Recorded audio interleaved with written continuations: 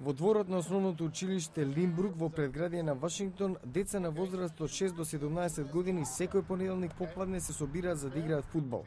Активноста е во рамки на програмата на локалната полиција на општината Ферфакс за развивање односи со локалната заедница. Денес тие се возбудени поради специјалната пратка, бесплатната опрема за фудбал. 12-годишниот Карлос Круз добил копачки. Не купив копачки бидејќи немав пари. Тука играм фудбал веќе 2 месеца.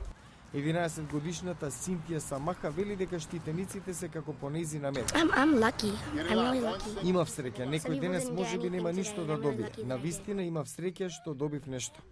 Подароците за Карлос и Синтија ги овозможи иницијативата Пасбет на Американската фудбалска фондација, со која нова и употребена опрема се доделува на оние на кои им е најпотребна. Во фондацијата велат дека досега собрале и разделиле преку половина милион парчиња опрема. Сара Пикенс е координатор на иницијативата.